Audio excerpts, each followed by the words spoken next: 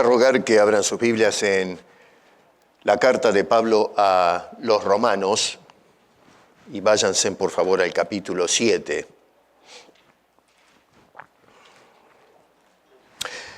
Y ¿saben qué? Voy a leer esto porque vale la pena. No es tanto, pero vamos a explorar un poco qué es lo que dice el apóstol San Pablo en estos versos cuando escribió estas palabras. Y dice, verso 7, ¿qué diremos pues? ¿La ley es pecado? De ninguna manera.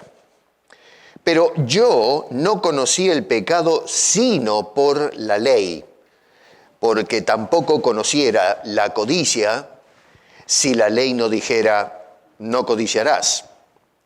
Mas el pecado, tomando ocasión por el mandamiento, produjo en mí toda codicia, porque sin la ley el pecado está muerto. Y yo sin la ley vivía en un tiempo, pero venido el mandamiento, el pecado revivió y yo morí. Y hallé que el mismo mandamiento que era para vida, a mí me resultó para muerte. Porque el pecado, tomando ocasión por el mandamiento, me engañó y por él me mató. De manera que la ley a la verdad es santa y el mandamiento santo, justo y bueno. Luego, lo que es bueno vino a ser muerte para mí en ninguna manera, sino que el pecado, para mostrarse pecado, produjo en mí la muerte por medio de lo que es bueno, a fin de que por el mandamiento el pecado llegase a ser sobremanera pecaminoso, bien digo. Porque sabemos que la ley es espiritual, mas yo, carnal, vendido al pecado, porque lo que hago no lo entiendo, pues no lo hago o no hago lo que quiero, sino lo que aborrezco, eso hago. Y si lo que no quiero, esto hago, apruebo que la ley es buena. De manera que ya no soy yo quien hace aquello, sino el pecado que mora en mí.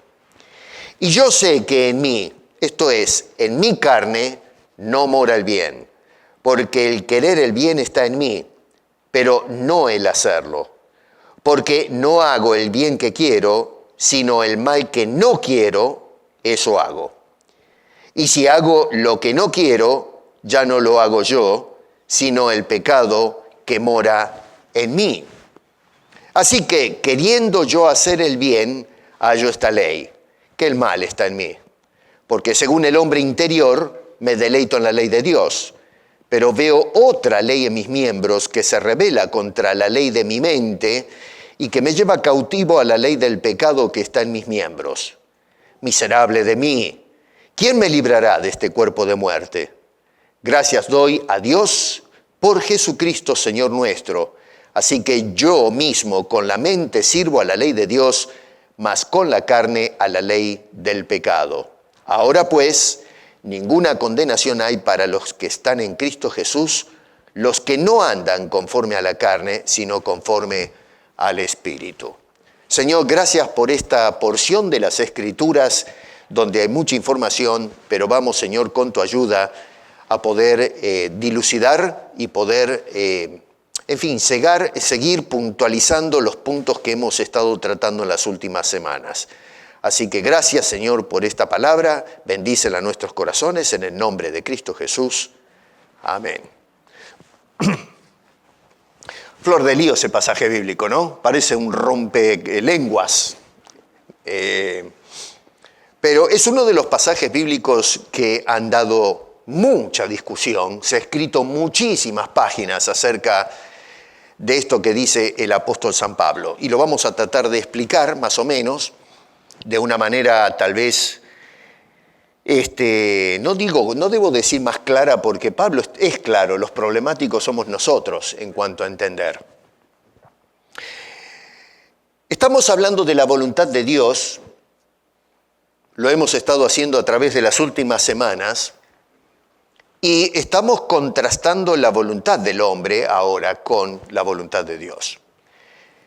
Y decidí hace semanas hacer esto, hace meses que vengo tratando con el asunto, porque veo que en la actualidad no tenemos claro la distinción o diferencia que hay entre la voluntad de Dios y la voluntad de los hombres. Y se ha construido, especialmente en las últimas décadas, finales del siglo XX y ahora siglo XXI, se ha reforzado la idea esa del libre albedrío, esa palabra que tiramos así a la corrida, ¿no? Todos tenemos libre albedrío. Y sí, es cierto que tenemos la voluntad de escoger, pero cuando le metemos el adjetivo libre, hemos hecho un lío bárbaro con eso, por no tratar de definir qué queremos decir con libre. Y entonces hemos llegado al punto o al colmo en algunos lugares, y ojo, esto sucede dentro del cristianismo, en que le hemos puesto límites a la voluntad de Dios, implicando que Dios tiene voluntad hasta que se encuentra con la voluntad libre de la criatura, y entonces ahí la soberanía de Dios tiene su paredón. Es decir, ya Dios no tiene voluntad sobre las voluntades libres de las personas. Y eso, cuando lo pensamos un poquito, nos damos cuenta que hay un problema y hay algo que no está bien. Cuando le decimos a Dios, bueno, hasta aquí llegaste y de aquí no puedes pasar. Eso quiere decir que la voluntad del hombre está por encima de la voluntad de Dios, y eso es sacrílego. Eso nos damos cuenta que teológicamente es una barbaridad, no puede ser. Estuve explicando la semana pasada cómo los datos históricos y las diferentes culturas no han aceptado en su manera de pensar el concepto de libre albedrío. No existe en el pensamiento antiguo. En las etapas donde quizás se discutió más eso, hablamos del periodo clásico, dos exponentes que tuvieron un impacto tremendo en el pensamiento del oeste fueron Platón y Aristóteles. Y si bien es cierto que estos hombres discutieron acerca del tema, un poco diferente las discusiones de ambos, encontramos que a pesar de todos estos hombres observaron una voluntad condicionada por factores, ya sea dentro del hombre o fuera del hombre, que influencian en sus decisiones. O sea que observamos que desde la perspectiva de estos pensadores tampoco en el periodo clásico se sostuvo el concepto de libre albedrío como lo sostenemos hoy.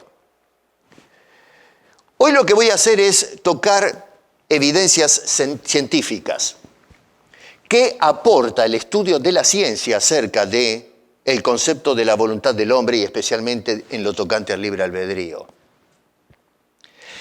La opinión más general de toda la gente, ya no estamos hablando acá de campos filosóficos o académicos o incluso ahora incluyendo el campo de la ciencia, es la opinión de la calle, digamos, de la gente de todos los días, incluso dentro de los fueros o de los grupos evangélicos o ciertos grupos evangélicos, se sostiene que el hombre sí tiene libre albedrío. Esto lo hemos escuchado muchas veces, inclusive a veces cuando se conversa, salta la frase, es que el hombre tiene libre albedrío. Y lo decimos ahora sin pensarlo, es algo, se convirtió en un mantra. No analizamos lo que estamos realmente queriendo decir con eso y cuál es el impacto que tiene. A esto se le llama concepción intuitiva del libre albedrío. Es decir, nosotros, en fin, qué sé yo, escogemos tomar agua fría en lugar de una 7-Up, bueno, ya dice la propaganda del producto, ¿no? O una de esas gaseosas, intuitivamente entendemos que yo escogí, sin ningún tipo de coerción o algún tipo de esfuerzo de afuera, escogí una cosa en lugar de la otra. Eso se le llama un acto intuitivo de elección. Y más o menos se basa o se defiende esto haciendo en tres puntos. Uno es, usualmente planteamos una premisa en nuestras conversaciones, y es que todas las personas tienen la capacidad de tomar decisiones y de actuar de acuerdo a esas decisiones que tomamos. En otras palabras, la persona tiene el control absoluto de su comportamiento. Eso es una premisa. Debido a esa conclusión que hacemos, entendemos que el hombre tiene responsabilidad moral. Es decir, el hombre puede escoger y aceptar las consecuencias de esas decisiones que toma, y entonces puede inclusive ser elogiado o reprendido por las decisiones que toman. Puede sufrir consecuencias negativas o beneficios en un orden positivo. La conclusión es que las acciones no están determinadas por ningún factor, sea biológico, sea algún factor externo, o también alguna manera de pensar, una religión, las tendencias espirituales de la gente, asuntos ambientales que pueden influenciar en nuestras decisiones, y podemos agregar un montón a esa lista. Ahora, resulta que todas estas conclusiones que hacemos casi a diario son conclusiones que están basadas más en la experiencia de todos los días. A eso se le llama la experiencia empírica. Otra vez, de escoger una cosa cuando vamos a comprar un auto. Escogemos uno de color rojo en lugar de uno de color negro o azul. Así que en esa experiencia de todos los días es justamente donde basamos nuestro concepto de libre albedrío, y se convierte entonces en aceptación general o aceptación social, que eso es lo que realmente se indica con el libre albedrío. Sin embargo, esta idea que ha llegado a ser tan generalizada o tan común en la conversación de la gente, nos damos cuenta que enfrenta un montón de problemas. Ya estuvimos viendo los problemas teológicos que enfrenta esto. Hemos estado observando los problemas filosóficos, que ni siquiera los pensadores fuera del cristianismo se ponen de acuerdo cómo definir, a fin de cuentas, libre albedrío.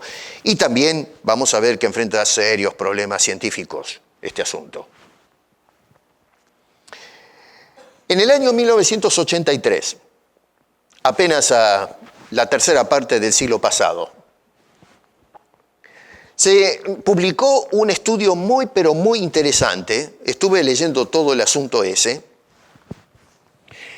que se trata de un experimento que se llevó a cabo desde el 1980, se llevó a cabo por 3 años con varios individuos que formaron parte de eso, y lo llevó a cabo uno de los neurólogos más destacados de los Estados Unidos, llamado Benjamin Libet.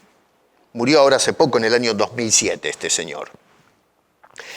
Este hombre hizo contribuciones importantísimas en el campo de la neurociencia o neurociencia cognitiva. No estamos hablando de un alfiler acá. Estamos hablando de una persona de calibre en el campo de la neurociencia. Este señor llevó a cabo un experimento. Yo no les voy a explicar ahora cómo se hizo el experimento. Váyanse por favor al internet, busquen Benjamin Libet, y entonces ahí le van a explicar, le mete un montón de cables a la gente en la cabeza, ¿no es cierto? Y le hacen una serie de pruebas.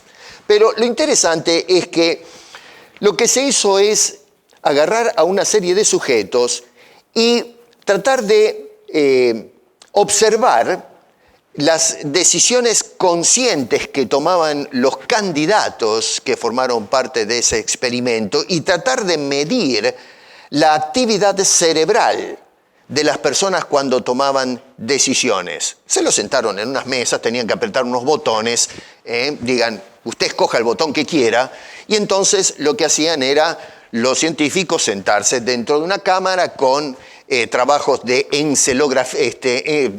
estudios del pulso electrónico de la cabeza, ¿no? Encefalogramas o encefalografía, para no meterme en los términos esos raros. ¿No vieron ustedes alguna vez que le mete un montón de cables a gente en la cabeza? Algunas veces lo hacen con el corazón, electrocardiograma. Bueno, esto es electroencefalografía. Y el propósito es de medir los pulsos eléctricos que emite el cerebro cuando una persona toma una decisión determinada. La verdad es un trabajo interesante cuando uno lo analiza. Repito, si quieren saber todos los pormenores, si no me voy a pasar acá media hora hablando de cómo prepararon a los pacientes. Vayan a YouTube, hoy día tienen esa información. A mí lo que me interesa es decirles a ustedes qué arrojó el estudio para que lo comparemos con estos que estamos observando. Se hicieron las conclusiones, se publicaron y llegaron a 3 conclusiones basados en el estudio. Número 1, existe una preparación cerebral previa a la conciencia de la acción. En otras palabras, algo en el cerebro sucede previamente a la persona tomar una decisión. Usted escoge, por ejemplo, entre un botón verde y uno rojo, y al momento de tomar la decisión, ya el cerebro se adelantó lanzando, marcando una información previa. Segundo, esto implica un desafío a la noción del libre albedrío, porque la persona intuitivamente piensa que tomó una decisión, pero el cerebro ya está mandando impulsos eléctricos. O sea que la persona cuando actuó fue motivada por señales que mandó previamente el cerebro. Está algo tremendo eso, ¿eh? Es muy interesante. Estas conclusiones sí trajeron una implicancia de orden ético que destapó una caja de Pandoras, porque inclusive en la actualidad se está discutiendo que si una persona, toma decisiones que han sido determinadas por procesos eléctricos cerebrales, la pregunta es entonces qué tan responsable es la persona de sus acciones, especialmente cuando se trata del orden delictivo. Un delincuente que robó, por ejemplo, uno dice, bueno, escogió robar, nadie lo obligó a robar, pero si el cerebro está predisponiendo a la persona, bueno, eso abre una carpeta de problemas, y hoy en el ámbito forense o en el ámbito de la legislación se están estudiando ese tipo de cosas. Muchos de lo que es hoy día el ámbito de las leyes, hay ciertos sectores que tratan de, hasta cierto punto, victimizar a los delincuentes, diciendo que ha sido influenciado por el ambiente social, por la herencia y una serie de asuntos. Es un tema bastante serio. En el año 2008, estamos hablando de 1983 que se publicó ese primer trabajo, en el año 2008, en este siglo, se volvió a hacer otro experimento también muy interesante por 4 científicos de peso. Uno es el Dr. Sun, el Dr. Brass, el Dr. Hainsey y el Dr. Haynes. 3 de ellos son neurocientíficos cognitivos y el segundo de ellos es un psicólogo experimental. Otra vez, no estamos hablando de gente allí escondida debajo de algo o dentro de un baúl, sino que son personas de respeto dentro del campo académico. Y el estudio me llamó la atención porque llegó más o menos a las mismas conclusiones que el experimento de Benjamin Libet en 1983. Se concluyó lo siguiente, que hay ciertos factores cuando llega el momento de tomar decisiones voluntarias que la gente, vuelvo a repetir, intuitivamente concluye que son espontáneas o libres. Los factores que influyen en las decisiones voluntarias pueden ser genéticas o biológicas, pueden ser ambientales y experimentales, pueden ser el resultado de estado emocional cognitivo por parte de la persona, conciencia de uno mismo lo lleva a tomar decisiones. La cultura y el contexto social, eso lo ignoramos, pero muchas veces nuestra cultura nos lleva a tomar decisiones. Dígame una cosa, ¿por qué hoy día la gente se tatúa todo el cuerpo? ¿Quién lo obliga a usted a hacer eso? Y sin embargo, la gente va voluntariamente a tatuarse, pero hay una fuerte influencia en las modas o la tendencia social. Muchos le llaman a esto, inclusive van al extremo de hablar de peer pressure. No sé si escucharon esa expresión. Justamente, la presión social nos lleva a tomar decisiones que pensamos que son libres, pero están de alguna manera subordinadas nuestras decisiones a la presión social a la cual somos sometidos. La educación y el nivel socioeconómico de la persona puede influenciar en nuestra toma de decisiones. La salud mental, otra vez, intuitivamente decimos yo escojo, pero no pensamos que a veces ciertos factores en nuestro desarrollo mental puede llevarnos a escoger ciertas cosas. Experiencias traumáticas. Una persona que fue violada, por ejemplo, sexualmente, tiene un impacto tremendo en las decisiones que vamos a tomar en el futuro. Creencias religiosas y o espirituales. Podemos agregar filosóficas, tiene que ver con la educación, el levantamiento en la casa, nuestros padres, nuestras generaciones, la tradición, en fin, una cantidad de cosas. Hay un montón de factores más que puedo, enlistar ahí, que arrojaron estos estudios y que son influentes en el momento de tomar decisiones que aparentemente nosotros concluimos que son libres. Son tan sorprendentes estos estudios que a mí me llamó la atención esto. Algunos pudieron predecir, algunos científicos pudieron adelantarse y acertar precisamente lo que la persona iba a decidir en el experimento dentro del laboratorio. Es decir, si una persona tenía que apretar un botón, sabían con toda certitud, este hombre va a tocar el botón verde o el rojo o el blanco o lo que sea. Leyendo, otra vez, usando ya sea resonancia magnética, observando qué pasa con el cerebro, o si no, la electroencefalografía, como indiqué. Es decir, métodos de medición o de neuroimágenes, le llaman en el campo académico. Otra vez, para mí son datos sorprendentes que usualmente cuando discutimos esto, los dejamos a un costado. Hablamos a toda velocidad, basado justamente en nuestra experiencia personal, más que en lo que nos dicen las escrituras por un lado, la historia y luego, por supuesto, ahora los avances técnicos que exploran qué es lo que está pasando dentro del cerebro, este órgano que Dios nos puso acá dentro de este casco, que a veces no lo usamos, ojo, especialmente cuando discutimos estas cosas. Se llevaron otros experimentos, inclusive previos al experimento de Benjamin Libet, que es un hombre muy respetado, y otra vez, repito, ese experimento tiene también detractores y gente que están en desacuerdo con sus conclusiones. En 1960 se llevó a cabo el experimento de preparación premotora, que es la medición, para más o menos resumirlo, la medición de actividad cerebral antes de que una persona tome decisiones voluntarias.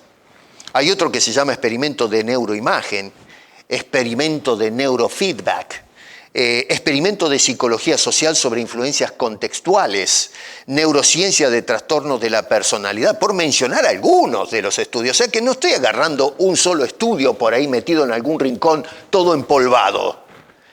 Hay una cantidad de estudios que se han hecho que echan por tierra la idea tan popular del libre albedrío. Yo no entiendo todavía, ojo, yo fui hace muchos años una persona que pensaba, tengo libre albedrío, pero después de comenzar a analizar el asunto, uno tiene que ser sincero con la verdad y no seguir obstinados con una postura que no se puede defender ni siquiera en el campo de la ciencia. Sin embargo, usted discute con la gente y siguen metidos con, no, sí, tenemos libre albedrío. Estamos equivocados. Y el problema es que a veces no queremos admitir que estamos equivocados, que hay algo más acerca de la voluntad del hombre. Así que los estudios lo que nos muestran es que el hombre sí tiene albedrío. El hombre sí tiene ejercicio de la voluntad. Nosotros tomamos decisiones, pero no son libres. Hay factores que quizás no comprendemos, pero que son determinantes al momento de nosotros actuar de cierta manera. Ahora, ojo, dejando de lado la conclusión de Benjamin Libet en el ámbito ético, la pregunta es, a ver, ¿lo hace al hombre inocente ante la justicia divina? El hecho de que haya factores que influencian en su decisión voluntaria, no, señor. Todo lo contrario, la Biblia nos dice que todos los hombres son responsables ante Dios y su justicia. Por eso la Biblia dice que si no aceptamos a Cristo como Salvador, vamos a ser juzgados. Somos responsables moralmente delante de la justicia divina por nuestro pecado y vamos a pagar hasta el último cuadrante por eso el resto de la eternidad. Para eso vino Cristo a morir por nosotros. Ahora, la Biblia contiene varios pasajes que abordan la cuestión de cómo los seres humanos son influenciados por diversos factores como cuando se trata de tomar decisiones. Lo que tenemos que hacer es sentarnos a estudiar más la Biblia. Leemos un versículo por ahí suelto y ya con eso, otra vez, el otro día les expliqué, a veces venimos con nuestras preconcepciones asumidas y tratamos de buscar algún pasaje bíblico que nos respalde esa preconcepción. Está mal eso, porque lo que hacemos es traerle información a la Biblia en lugar de sacar o extraer información de la Biblia. Y hay una cantidad de pasajes bíblicos que nos hablan que la voluntad del hombre sí está comprometida. Proverbios 16:9, el corazón del hombre piensa su camino, mas Jehová endereza sus pasos. Tenemos al hombre que ciertamente, cuando dice piensa, recuerden que las acciones arrancan con una idea, un pensamiento, quiero hacer esto, y entonces después que lo concebimos mentalmente, actuamos, lo consideramos libre. Y sin embargo vemos que Jehová endereza los pasos de la persona. Si los pasos de la persona se escoge ir en la dirección torcida, dice, Dios se encarga de poner los pasos de la persona en la dirección correcta. Proverbios 20:24, de Jehová son los pasos del hombre. ¿Cómo pues entenderá el hombre su camino? Jeremías 10:23, conozco, oh Jehová, que el hombre no es señor de su camino, ni del hombre que camina es el ordenar sus pasos. ¿Pero cómo? ¿No? A ver, el hombre no es libre de ordenar, escoger hacia dónde va en la vida, cómo va a vivir, cómo van a encaminarse sus pasos. Cuando se habla de pasos no quiere decir encaminar, sino cómo se conduce el hombre. Dice, es de Dios el asunto, no del hombre. Aunque no entendamos, por lo menos tendríamos que parar y decir, bueno, pero yo creí que el hombre escoge voluntariamente y libremente sus pasos. A lo menos tendríamos que ser sinceros con el texto y decir, bueno, pero ¿qué me quiere decir Dios entonces con esto? Lo que hacemos es que, como no nos cae en la agenda que nosotros tenemos, pasamos el versículo de largo y vamos en busca de un versículo que esté de acuerdo conmigo. Eso no se hace. Tenemos que frenar y decir, bueno, momento, tengo un problema en mis conceptos y tengo que ver cómo la Escritura me endereza esos conceptos. Eclesiastés 9:11 dice, este hombre sí que estudiaba a la naturaleza humana, dice, me volví y vi debajo del sol que ni es de los ligeros la carrera, ni la guerra de los fuertes, ni aún de los sabios el pan. Yo pensé que era así, pero el escritor dice, no, ni de los prudentes las riquezas, dice, ni de los elocuentes el favor, sino que tiempo y ocasión acontece a todos. Hay factores que determinan todas estas cosas que describe el escritor. Para debatir, alguien podría apelar, y me ha tocado, ¿sí?, personas que apelan a pasajes bíblicos como ser el caso de las palabras de Jesús en Mateo 23:37, que dice, Jerusalén, Jerusalén, que matas a los profetas y apedreas a los que te son enviados. ¿Cuántas veces quise juntar a los hijos como la gallina junta los polluelos debajo de las alas? Y no quisiste. Así que algunos dicen, bueno, un momento, a ver, pero ¿y qué hacemos con este versículo que fue Jesús quien dijo estas palabras? Jesús dice, yo quise, pero ustedes no quisieron, por lo tanto no pude lograr juntarlos como la gallina que junta sus polluelos. Así que la voluntad del hombre frustró la voluntad de Dios. Muy interesante el razonamiento, pero el problema es que se está interpretando todo mal ahí. Por lo pronto Jesús está diciendo que Él es Dios ahí, porque Él está hablando de algo que tiene que ver con el Antiguo Testamento y Jesús está hablando que yo les dije, Jesús está ahí frente a Jerusalén, está diciendo cuántas veces yo a ustedes en el pasado traté de juntarlos y lo que está evocando es toda la historia nacional a través del Antiguo Testamento. Estos pedazos de brutos no entendían que al Jesús que tenían delante de ellos era el Dios que asumió forma humana, no les entraba en la cabeza. Todavía hoy en el siglo XXI hay mucha gente que todavía no les entra en la cabeza quién es Jesucristo y que vino para salvarnos. Por eso es que no lo aceptan, lo rechazan completamente. Ese es un detalle. La otra cosa, encontramos esa tensión entre el quise y el no quisiste. Ahora, lo primero que tenemos que tener en cuenta es que este texto en ninguna manera está allí para hablarnos de libre albedrío. Nosotros traemos el tema del libre albedrío, pero Jesús cuando dijo eso, lo que menos tenía en mente es hablarle a la gente, les voy a enseñar acerca del libre albedrío. Lo que estaba tratando es de reprocharles cuántas veces Dios quiso extender su favor de cuidar a esta gente y ahora que tienen al Salvador, al Mesías que se les había prometido, lo rechazan. La pregunta que tenemos que hacernos nosotros es ¿por qué nadie quiso No dice algunas personas voluntariamente me escogieron o se pusieron debajo de las alas de la gallina como el polluelo que la gallina junta. No, dice nadie. No hubo una sola persona que se ponga debajo de la protección divina. Jesús está denunciando el patrón de conducta de toda la nación, está hablando colectivamente. Si realmente hubiese un interés de hablar de la libertad volitiva de las personas, diría, bueno, algunos por lo menos escogieron libremente ponerse debajo de mis alas. Pero dice, no hubo nadie, no quisiste. La pregunta es, ¿por qué? ¿Por qué razón no hubo ninguno en la colectividad que se puso debajo de la protección del Señor? Y es porque el pecado en ellos los condicionó a todos tomar la misma decisión de desafiar al Mesías que había sido prometido. En este pasaje de Romanos, del capítulo 7, versos 7 en adelante, hay varias interpretaciones en lo tocante a la experiencia que describe el apóstol Pablo. Este es uno de esos pasajes que ha creado una gran controversia. ¿De qué está hablando Pablo acá? ¿Qué es lo que está pasando con este hombre? Algunos estiman que se está hablando de una persona que no es creyente y toda la lucha que tiene en su carne. Y otros discuten de que se habla de la experiencia del creyente que todavía, a pesar de haber recibido la salvación, sigue teniendo luchas. Hay quienes discuten, bueno, ¿está hablando Pablo de sí mismo? ¿O se está poniendo como un ejemplo para hablar de toda la experiencia de todas las personas?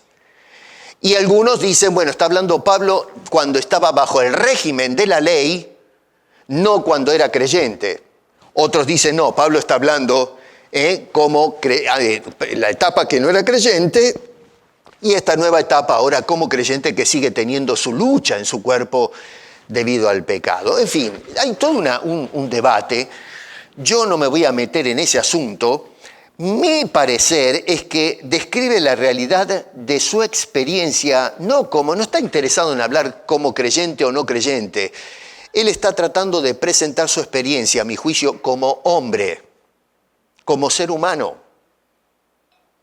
Es la experiencia que tenemos todos antes o después de haber recibido a Cristo. Estemos bajo el régimen de la ley o no.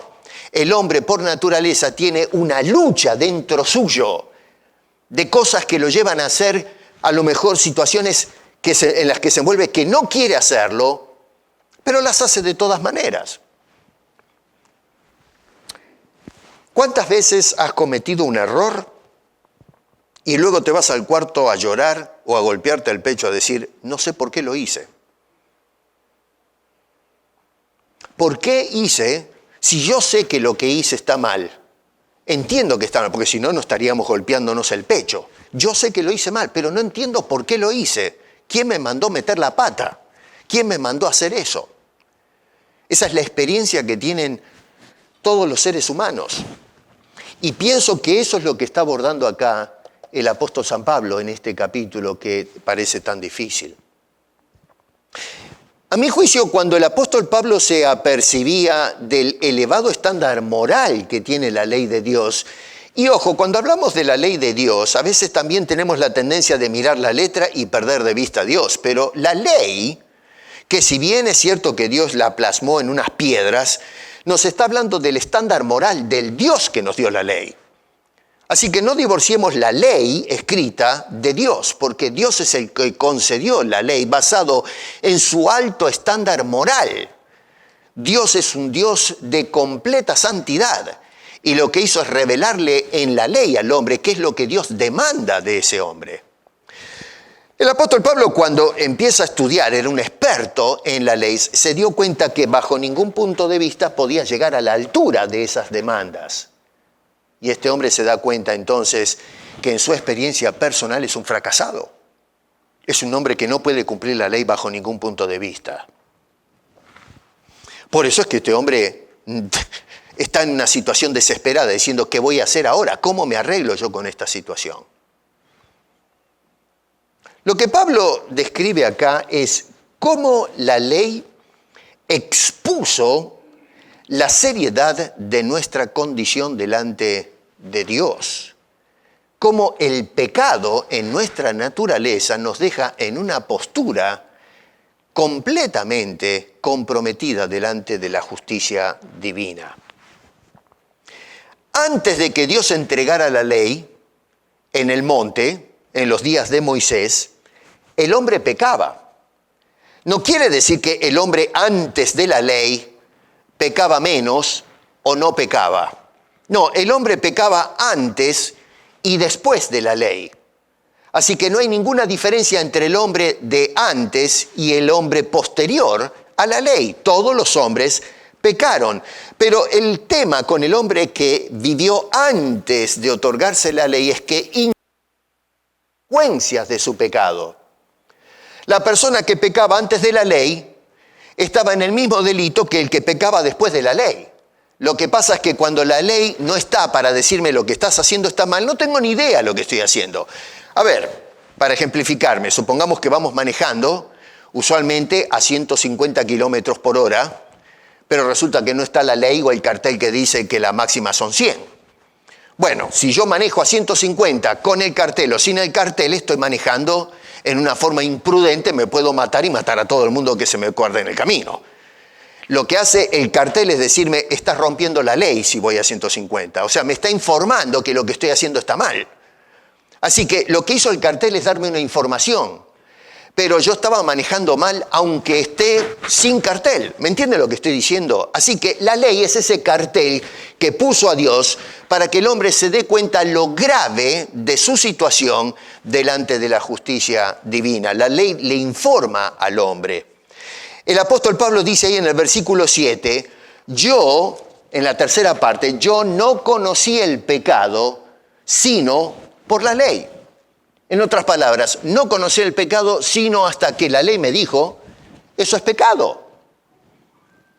De todas maneras, el hombre entonces estaba condenado antes de la ley, lo mismo que después de la ley. El apóstol Pablo dice en Romanos 6:23, la paga del pecado es muerte. No dice la paga del pecado es muerte cuando Dios le dio la ley diciendo, mira que el pecado está mal. No, el hombre ya estaba condenado antes de la ley. La paga por su pecado es lo mismo antes o después de la ley. Lo que hizo entonces la ley fue exponer esa situación. Verso 7 dice, porque tampoco conociera, y acaba de ser Pablo, va a usar un ejemplo, dice, no conociera la codicia si la ley no dijera, no codiciarás. Volviendo al cartel de 100 kilómetros por hora. A ver, yo manejaría 150, si vamos a ponerlo acá en este versículo 7, no conocería la alta velocidad si la ley no me dijera, la máxima son 100 kilómetros. En este caso está hablando de otra cosa, la codicia. Otro ejemplo, dice, no sabría yo que lo que estoy haciendo está mal, aunque está mal, sepa o no lo sepa, pero está mal. Pero no lo sé qué tan grave es hasta que la ley me dice, estás en serios problemas, estás pecando contra Dios y el pago por ese pecado es la muerte. Verso 8 dice, mas el pecado, tomando ocasión por el mandamiento, produjo en mí toda codicia. ¿Qué está diciendo Pablo con eso? La naturaleza humana lo que hace es que cuando aparece una prohibición, quiere o desea más eso que está prohibido. Ustedes le dicen al nene, no toques eso, agarran a un chico, ¿no? No toques. ¿Y qué hace el chico? Tiende la mano. Y uno le saca la mano, no toques. ¿Y qué hace el chico? Y mete la mano. No se toca. ¿Y qué hace el chico? Toca la mano. Si usted le dice, no toque, el chico se va, es otra cosa. Pero hay algo en la criatura que lo lleva a que cuando decimos no lo hagas, mejor no le diga nada, porque se aburre rápido. Pero si usted le dijo, no se toca, olvídense. Eso es lo que está diciendo el apóstol Pablo. Cuando la ley dice no se toca, no codicies, ¿qué hace el hombre? Lo que está prohibido, ahí es donde mete la nariz y lo quiere más. Despierta en nosotros la ambición de querer tener en este caso lo que no corresponde. Por eso Pablo dice en el verso 10, y hallé que el mismo mandamiento que era para vida, a mí me resultó para muerte. En otras palabras, el mandamiento que me decía, si haces esto, vivirás, Era bueno el mandamiento, pero resulta que ahora despertó en mí el querer hacer lo que no corresponde, y lo que era para vida, ahora terminó condenándome, terminó para muerte. ¿Por qué? Porque terminé pecando, haciendo lo que prohíbe la ley, y por supuesto la paga del pecado, dice Pablo, es muerte.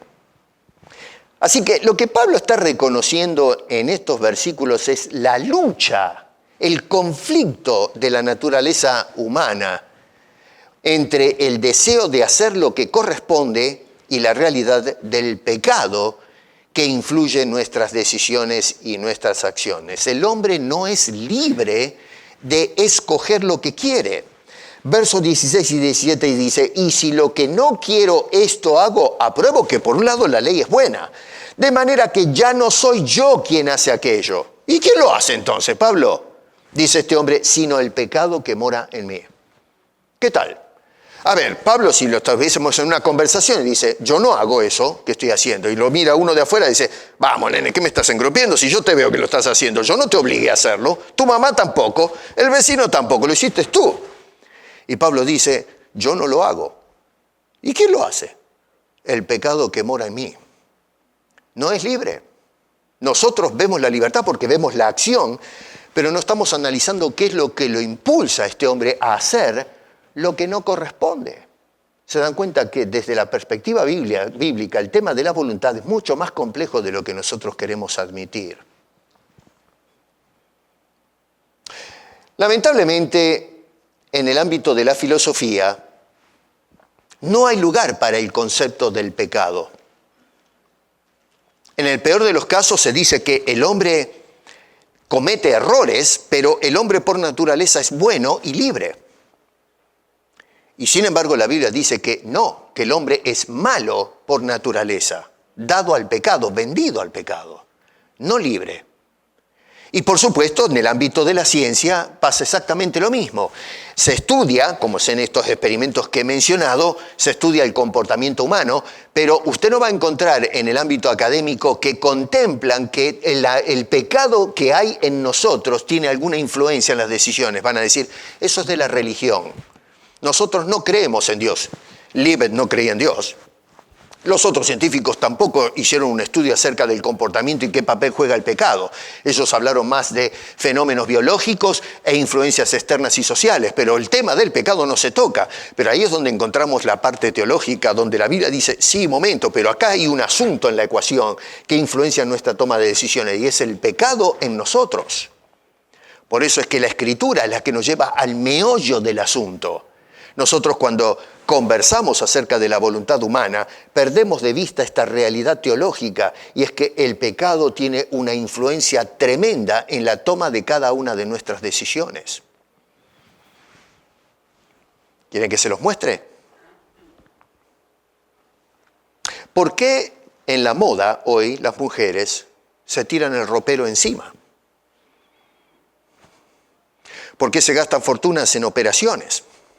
Se inflan por todos lados, ahora parecen globos. Son todas mentiras. El otro día mi señora me mostraba un video, yo me escandalizo. Muchos hombres van a tener que hacerle juicio a las mujeres. Me mostró unos videos de unas muchachas hermosas, coreanas, ella ahora está prendida con esto de su cultura.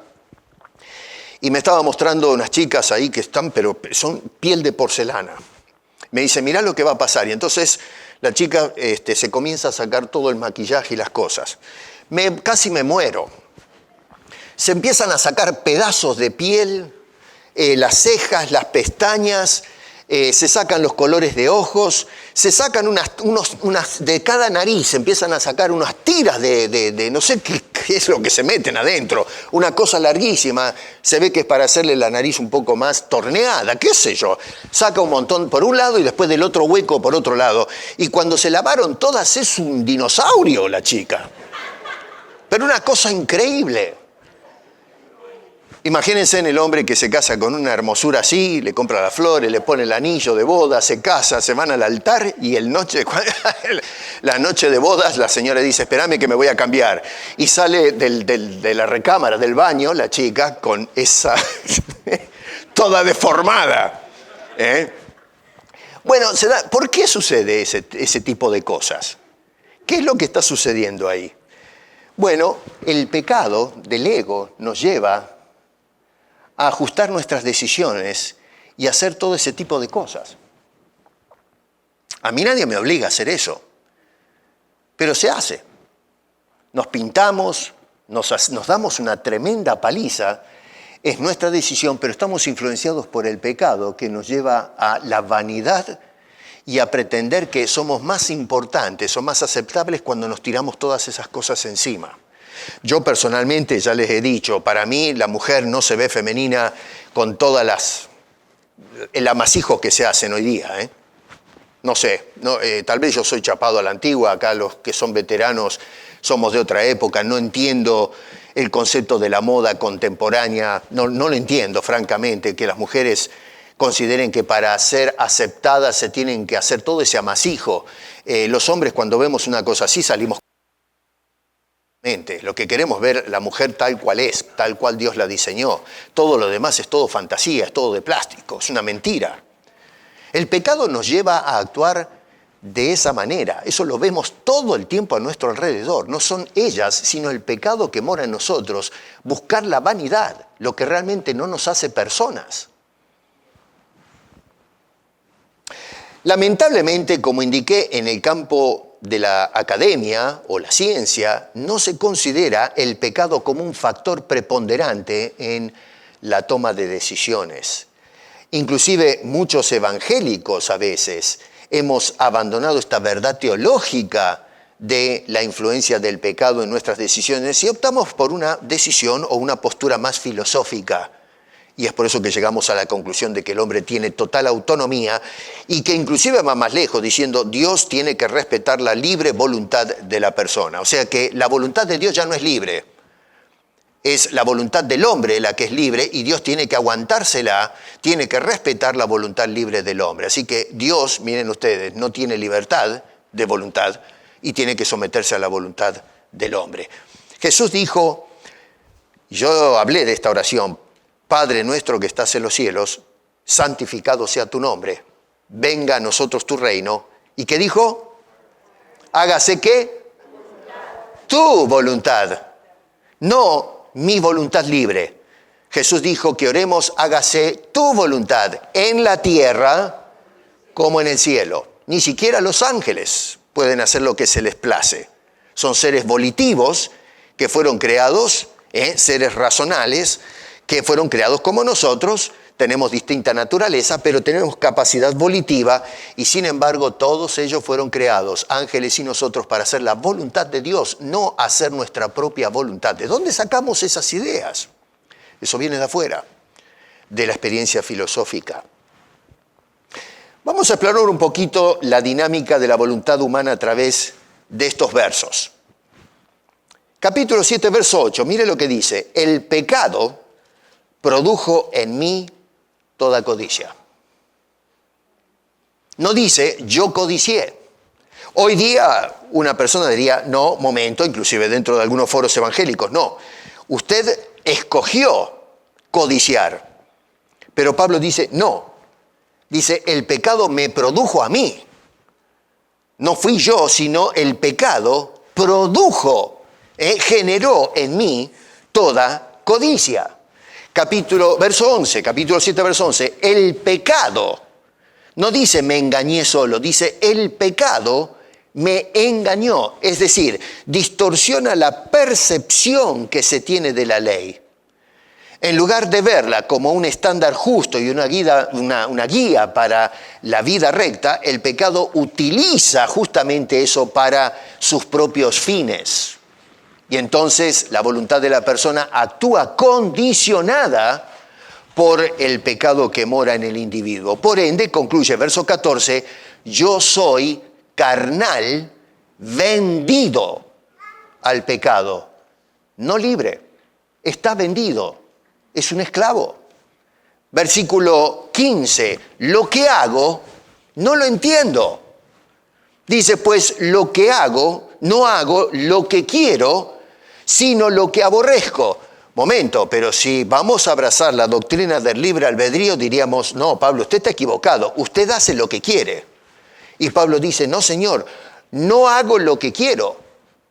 La gente dice, sí, usted está haciéndolo, yo no lo obligué a usted a codiciar. Y Pablo dice, no hago lo que quiero, sino lo que desprecio, lo que aborrezco. Pablo no se está justificando, está diciendo, lo hago, acabo de pecar. Si codicio, pequé. Lo que no logra entender es por qué escojo lo que sé que no debo hacer. Pero lo hace de todas maneras, él se declara culpable. No está victimizándose el apóstol Pablo, simplemente está describiendo una realidad experimental en su propia vida y en la vida de todas las personas. Verso 16, lo que no quiero, eso hago. ¿Cómo? A ver, no es una contradicción, si no lo quiero, no lo hago. Pero Pablo dice, sí lo hago. Y hago lo que no quiero hacer. Otra vez, volviendo a la vida marital, ¿no es cierto? Cuando estamos con nuestras esposas, nuestros esposos, a lo mejor en una discusión decimos una palabra acalorada, fuera de lugar. Y nosotros no queremos lastimar a nuestro cónyuge, sea la mujer o sea el hombre, pero a veces lo hacemos. Hacemos lo que no queremos hacer. A menos que usted sea un cínico, un loco de rematado, ¿no? Una persona vil que quiera lastimar a su esposa deliberadamente o a su esposo, ya estamos en otro terreno. Pero por eso es que vamos y le decimos, perdóname, acabo de decir una barbaridad, te he ofendido. Porque sabemos que hemos hecho lo que no queríamos hacer, pero lo hice de todas maneras. Verso 18, y yo sé que en mí, esto es, en mi carne, en mi cuerpo, no mora el bien. Dice, porque el querer el bien está en mí, pero no el hacerlo. Fíjense en la lucha que describe este hombre. Verso 19, porque no hago el bien que quiero, sino el mal que no quiero, eso hago. ¿Se dan cuenta qué cosa tremenda es eso? Ahora, atención, con la conclusión a la que va a arribar este hombre, en cuanto a este argumento, en el verso 20, y dice, y si hago lo que no quiero, escucha, ya no lo hago yo. Otra vez, los que pensamos en el libre albedrío lo paramos y decimos, para, momento, no te hagas ser loco. Si tú lo hiciste es porque tú lo hiciste. Yo no lo hice, no lo hizo el vecino, yo te vi que tú lo hiciste. Y sin embargo este hombre dice, lo que yo hago, lo que no quiero hacer, eso hago. Dice, y no lo hago yo, sino el pecado que mora en mí. Por eso tenemos problemas para definir el libre albedrío, porque echamos por la ventana el concepto teológico del pecado y el impacto que tiene sobre nuestras vidas.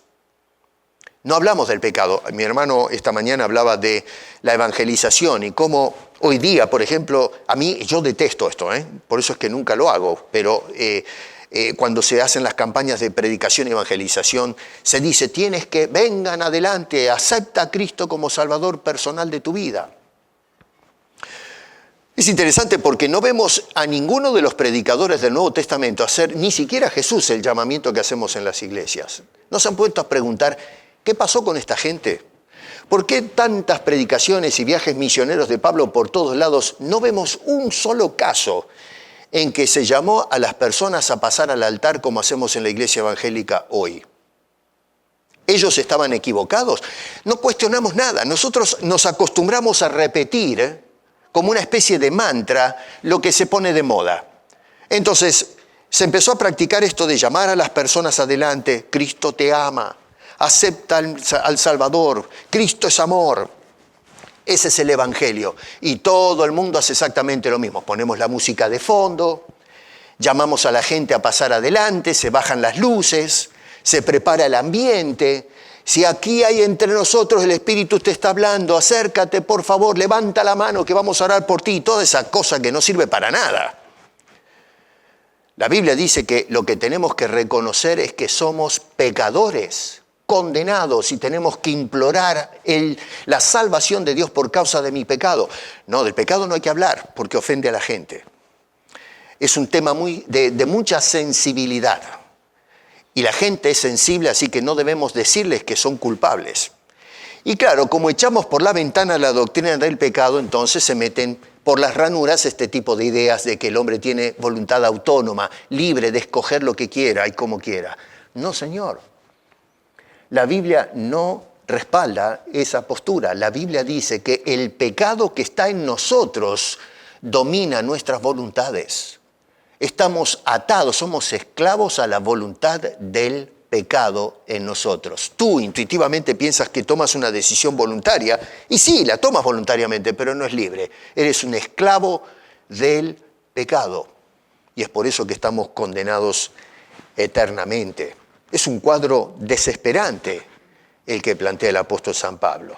Así que Pablo no describe a un hombre que tiene pleno uso del albedrío en forma totalmente libre o espontánea, sino que está supeditado a la ley del pecado que influye su voluntad en la dirección opuesta a la que quiere su alma. Pablo en esta desesperación exclama en el verso 24, miserable de mí. Despierta la realidad que su condición es desesperante. Noten que no habla en términos óptimos acerca de su condición. Es un buen tipo, somos buenos. No, Señor. Él lo que ve es un cuadro de desesperación. Su condición es una condición miserable. La escribe en términos enérgicos, tajantes, una condición despreciable, abyecto, completamente separado de Dios, una condición ruin. Por eso dice, miserable de mí, soy un miserable. ¿Cómo voy a salir de esta situación? Verso 24, ¿quién me librará? Y toma nota de eso, librará. Si tiene que ser librado es porque no es libre. ¿Cómo vemos nosotros el concepto de libre albedrío cuando la Biblia nos está diciendo que tenemos que ser liberados? Si una persona es libre, no necesita ser liberada, es libre. Pero este hombre dice, todas las decisiones que hago están todas torcidas. ¿Quién me va a librar de esta condición de esclavo? ¿Quién me librará de este cuerpo de muerte? Un cuerpo que lo impulsa a hacer lo que es totalmente contrario a la justicia divina. Bueno, la respuesta la da en el versículo 25. ¿Quién me va a librar? Gracias doy a Dios por Jesucristo, Señor nuestro. Así que yo mismo con la mente sirvo a la ley de Dios, más con la carne a la ley del pecado. Ahí está la respuesta. Capítulo 8, verso 1, voy a ir corriendo. Dice, no hay condenación, entonces, para los que están en Cristo. Para los que están bajo la prescripción de la ley, antes o después, están condenados. Pero los que están en Cristo, la cosa cambia. Dice, no hay condenación para los que están en Cristo Jesús. Escúchame bien. Tú puedes ignorar todo lo que te estoy diciendo. Los que están en la cámara, después, lo mismo. Y hace 2000 años que le estamos diciendo a la gente, mira, tienes que reconocer que eres pecador y estás condenado. Y la única opción que tienes es Jesús. Y Cristo crucificado, resucitado y exaltado. Esa es la respuesta a tu salvación. Tú puedes irte y decir, no me interesa, no me gustó el mensaje, no me gusta lo que dice este tipo, no estoy de acuerdo, te puedes ir. Pero lo que está diciendo este hombre es que no hay condenación exclusivamente los que están en Cristo. Si tú no estás en Cristo Jesús, estás en condenación. Ni siquiera vas a ser condenado, ya estás condenado. Ya tienes el pecado por naturaleza y el pecado siempre te va a hacer, por ejemplo, pegar la vuelta y decir no me interesa lo que se me está diciendo en esta mañana. Es decir, vas a perseguir la codicia de ser autónomo, de decir no me interesa Dios, no me interesa Cristo, no necesito la salvación. Es el pecado que mora en ti el que te hace tomar una aparente decisión libre y voluntaria cuando en realidad te estás llevando a darle la espalda a Dios que te está ofreciendo la liberación y la salvación y vida eterna. Solamente y exclusivamente los que están en Cristo son los que salen de esa situación. Eso es lo que nos dice este hombre en el capítulo 8, verso 1. Ninguna condenación hay para los que están en Cristo Jesús. ¿Y qué pasa con los que no están en Cristo? Están en condenación. ¿Por qué razón no hay condenación para los que están en Cristo Jesús? Verso 1, porque no andan conforme a la carne, sino conforme al Espíritu. Eso lo responde Pablo ahí, verso 1, en la segunda parte. Segundo, verso 2, porque la ley del Espíritu ahora me ha librado de la ley del pecado y de la muerte. Ahora gobierna mi voluntad el Espíritu de Dios. Está en mayúscula Espíritu. Para hablarnos del Espíritu de Dios en nosotros, ya no soy yo, sino Cristo en mí. El Espíritu Santo ahora es el que nos va guiando, porque si nos deja a nosotros solos, La carne nos empuja a hacer lo contrario. Ahora Dios nos asiste en el Espíritu para guiar nuestros pasos. Ya no dependemos de la guía del pecado en nosotros, ahora es el Espíritu de Dios el capitán de nuestras vidas. Por eso es que no hay condenación. Tercero, verso 3, porque lo que no podía hacer la ley, lo hizo Dios en Cristo enviándolo a morir por nuestros pecados. La ley no te podía salvar, no te podía dar el perdón. Cristo, dando su vida, es el que te otorga la salvación y por medio de ese sacrificio Dios te perdona tus pecados y te da la vida eterna. Y número 4, verso 5, porque los que son del Espíritu piensan en las cosas del Espíritu. Ya no pensamos en las cosas de la carne. El hombre que no tiene al Espíritu constantemente está pensando en las cosas de la carne. Una persona que va en busca del cigarrillo, del alcohol, la droga, las mujeres, los hombres, la vanidad y todo eso. ¿De dónde viene todo eso? Es el impulso de la carne de encontrar satisfacción en estas cosas. Pero ahora en el Espíritu Santo la cosa cambia.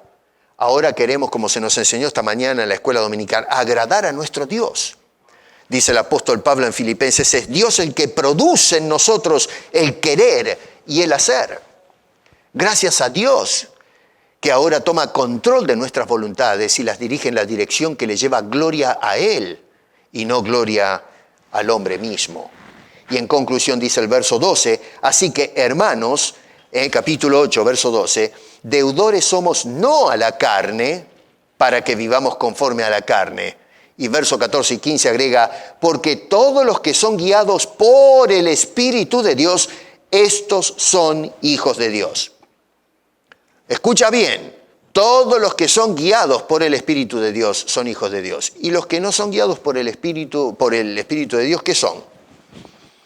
No son hijos de Dios. Usa la lógica. En esa afirmación está siendo exclusivo. Los que son hijos de Dios son los que están guiados por el Espíritu de Dios. Pues no habéis recibido el espíritu de esclavitud que antes teníamos al pecado para estar otra vez en temor, sino que habéis recibido el espíritu de adopción por el cual clamamos, Abba, Padre, Padre mío. Es una repetición de la palabra Padre. Abba es la palabra hebrea, padre, o es una expresión clásica expresión del chiquito, ¿no? Cuando le habla en español podríamos decir papi. Ojo con esto, porque yo he escuchado que a veces en oraciones dicen papito a Dios, Está mal esa oración, basándose en esto que dice Pablo. Pablo lo que está diciendo es que cuando usa la palabra Abba, es la primera expresión de papá de un niño, está indicando esa relación inocente, de relación cercana a Dios. Eso es lo que quiere decir el concepto. No es una licencia para decir a Dios papito. No encuentran ningún personaje en la Biblia que oró a Dios, ni siquiera Jesús, diciendo papito. No es papito, es nuestro Padre. Tenemos que tener esa reverencia en la elocuencia cuando hacemos nuestras oraciones. Pero yo he escuchado a personas, yo sé que lo hacen sinceramente, pero está mal. Podemos estar sinceramente equivocados. No se ora papito, no, es Padre. La Biblia nos dice que debemos dirigirnos a Dios como el soberano Padre nuestro que está en los cielos. En definitiva, hermanos, y con esto ya los voy a ir dejando, lo que hemos estado observando en esta serie es para desafiarlos a, no estoy diciendo que tratar de convencerlos de algo. La intención de esta serie fue desafiarlos y desafiarnos en nuestra manera de pensar, en nuestras conclusiones. Porque si vamos a pensar que la voluntad de Dios está limitada por el libre albedrío del hombre, tenemos un serio problema teológico. Quiere decir que Dios no es soberano. En tal caso, yo paso a ser soberano de mi vida. Dios no nos creó para ser soberanos, nos creó para ser siervos. En ningún lugar de la Biblia se dice que Dios nos creó para ser autónomos, sino para servir a Dios. La gran mentira de la serpiente en el huerto del Edén es decirle al hombre, seréis como Dios. Y ahí es donde encajó la idiosincrasia filosófica del hombre, que quitó a Dios de la ecuación, sacó el concepto del pecado, y entonces comenzamos a describir la realidad y la experiencia del ser humano en términos racionales. Y llegamos a la conclusión de que el hombre tiene libertad para escoger cualquier cosa, y perdemos de vista que el pecado tiene una influencia impactante en nuestras decisiones, amén de las otras cosas que hoy día, a través de la neurociencia, vemos que también influye sobre nosotros. Ahora, ¿por qué esas cosas que la neurociencia cognitiva nos dice que influyen en nosotros? ¿Por qué influye? Bueno, porque el pecado escucha esas sugerencias. El problema no es todos estos factores que la neurociencia cognitiva ha apuntado, sino que es el pecado en nosotros, dice la Biblia, lo que nos lleva a escoger lo que no corresponde. Por eso todos debemos exclamar como Pablo: miserable de mí, ¿quién me va a librar entonces de este cuerpo de muerte? No tengo chance. Sí la tienes en Cristo Jesús. Sin Cristo estás sonado. Sin Cristo estás perdido y vas a morir perdido. No te puedes librar a ti mismo, y nadie, ni siquiera un pastor, te puede librar de esa situación. Solamente Dios en Cristo Jesús rompió las cadenas que nos llevan esclavos a obedecer al pecado en nosotros, y por causa de ese pecado tenemos el juicio de Dios, que lo merecemos. La justicia de Dios demanda la muerte del pecador, pero es en Cristo que recibimos la salvación y la vida eterna. Así que, en conclusión, lo que hemos aprendido de toda esta serie es: número 1, la voluntad de Dios es soberana. Nada limita la voluntad de Dios. Ningún ángel, ningún hombre, ninguna voluntad de los seres creados frustran dicha soberanía de Dios. Eso es lo que nos ha enseñado la Biblia en esta semana. Segundo, la voluntad de Dios mueve a la voluntad del hombre en cierta dirección. El hombre no mueve la voluntad de Dios en cierta dirección. Es una locura eso. Yo voy a mover a Dios. Dios siempre mueve al hombre. Por eso el Espíritu Santo fue depositado en nosotros para ayudarnos a navegar, de tal manera que vivamos haciendo la voluntad de Dios. Y si a veces tropiezo porque pecamos, el Espíritu dice: hijo, acabas de meter la pata.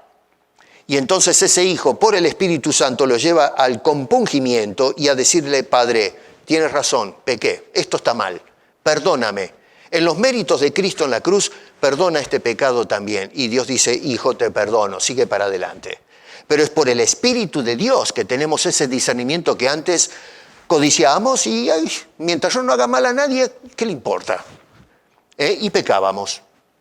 Total, nadie me vio. Bueno, ahora no. Ahora Dios en el Espíritu nos redarguye cada vez que fallamos, y entonces vamos desesperados a pedir el perdón reconciliatorio. Y en tercer lugar, la voluntad del hombre, entonces, nos dimos cuenta que no es libre.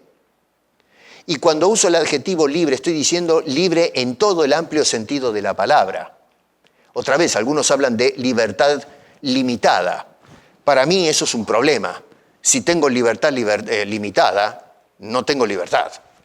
Algunos dicen: no, bueno, pero ya estás filosofando demasiado. Sí, hay libertad limitada, es decir, soy libre de acá hasta acá. Si eres libre de acá hasta acá, no eres libre. Libre es que puedes hacer lo que quieres sin consecuencias. Eso es el concepto de libertad. Después nosotros lo que hacemos es ajustar el criterio de la libertad y hablamos de libertad limitada. Tenés un poco de libertad, pero no toda. Bueno, en tal caso estamos hablando no de libertad, sino que estamos hablando de privilegios o permisos para actuar de cierta manera con límites, pero no libertad. Solo Dios tiene libre albedrío. Solo Dios tiene libertad absoluta, no le debe dar cuentas a nadie. Dios es libre de hacer lo que quiere. Tiene el poder, la soberanía, el conocimiento para actuar de la manera que le place.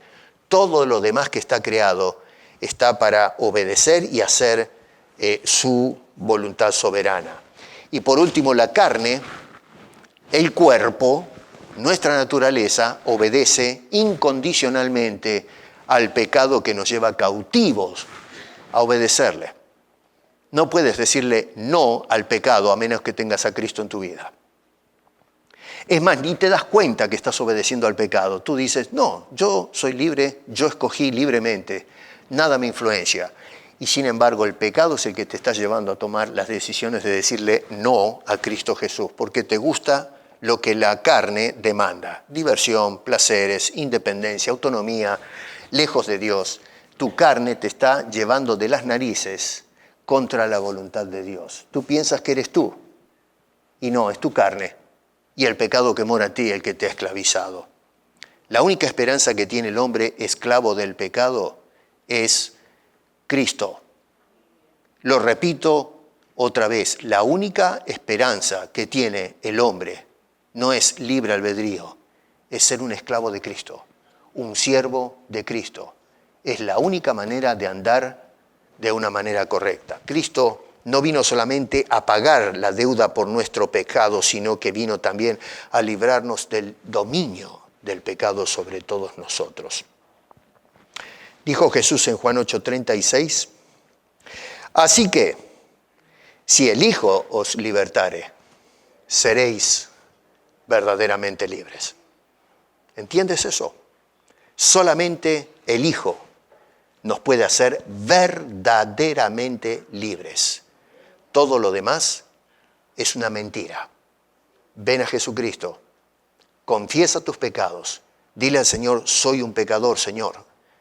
La verdad, soy un hombre dominado por el pecado. Te pido que me perdones, me liberes y me des la vida eterna que ofreces a todos aquellos que ya no están en condenación por causa de Cristo Jesús. No resistas el llamado del Señor. Deja que el Señor te haga resistir el pecado para que vengas a sus pies y te dé verdadera libertad de voluntad para servirle a Dios con todo tu corazón. Fuera de eso, eres un esclavo, no tienes libre albedrío. Padre, gracias te damos por todo este trayecto que hemos hecho por varias semanas, donde hemos contemplado ante todo la voluntad soberana tuya y luego las limitancias que hay en el ejercicio de nuestras propias voluntades, que lamentablemente en una forma intuitiva hemos considerado y llegado a la conclusión de que tenemos libre albedrío y en realidad perdimos de vista que hay factores que influencian en la toma de decisiones en nuestras vidas y especialmente hemos ignorado por completo el impacto que tiene el pecado sobre todas nuestras decisiones, incluso las más insignificantes. Padre, ayúdanos a caminar haciendo tu voluntad. Si hay alguien que tal vez no ha aceptado el perdón que tú ofreces en Cristo Jesús y la salvación, te ruego que, Señor, a través del Espíritu Santo traigas convicción de pecado. Que esa expresión de Pablo, miserable de mí, que pueda hacerla suya y entonces venir corriendo a tus pies, a los pies de esa cruz, para pedir ese perdón y esa liberación. Y que ahora podamos ser libres para servirte, para hacer tu voluntad, aquí en la tierra como en el cielo. Porque te lo pedimos, oh Señor, te lo clamamos en el nombre de Cristo Jesús, a quien le damos gloria y honra. Amén.